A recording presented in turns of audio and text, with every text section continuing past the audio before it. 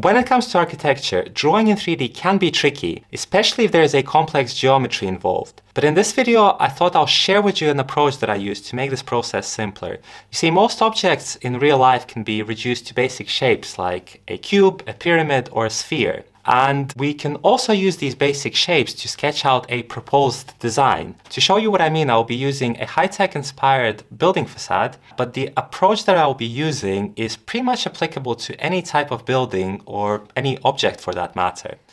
I'll start with the axonometric view because it's the simplest way to basically represent anything in 3D. So I'll just basically set out like a grid on which then we'll base the sketch. I do leave a space between different lines that I'm drawing just so that I have a little bit of freedom in how I fill them in. Probably what I want, since this is a high-tech structure, is I want a thinner structure on the outside, and then to the back of this we'll have solid type of facade, and I'll have these sort of triangular support brackets that are supporting the thinner facade. Then we'll need some sort of junction point over here to kind of connect the two facades together. And hopefully what's clear in this drawing is I'm basically using like a cube. So if I draw a little example over here,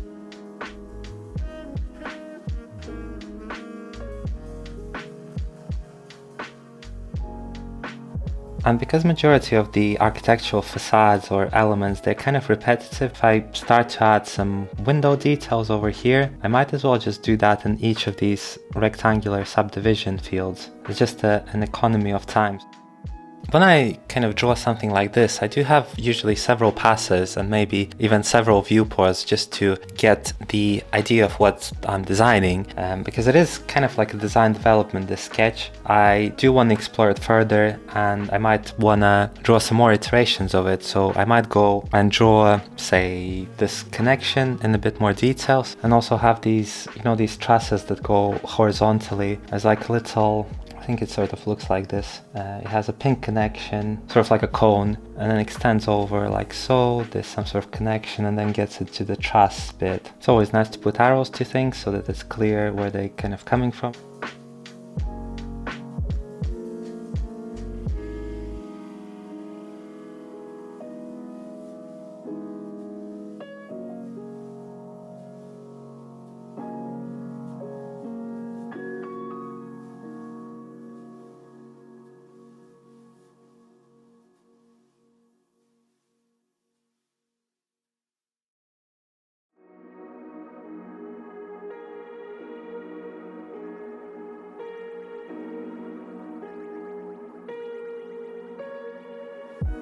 And this other view kind of lets me explore what's going on with these little fillets in the beam that I think might add to the decorative feel of this drawing. I might also add like a little opening in the beam. When I sketch these things, I sort of sometimes let one sketch cover another. So rather than running out of spaces I have here, kind of pretend that this was intentional. So this sketch above kind of hovers above the, the one below. So it just makes it look a bit more, I guess, intentional. I also actually think that this can have an opening like so as well, just so it's again gets that extra level of detail. So we'll make a hole in the web of this. Or maybe let's go ahead and do a couple more passes. So I guess the obvious question at this point might be, well, why not make this design development, say, in a SketchUp or something? And I guess I could model this in SketchUp, for example, which is, really valid way to go about design. Like, it's obviously you have more control over the geometry, you can rotate things instead of drawing them like I have.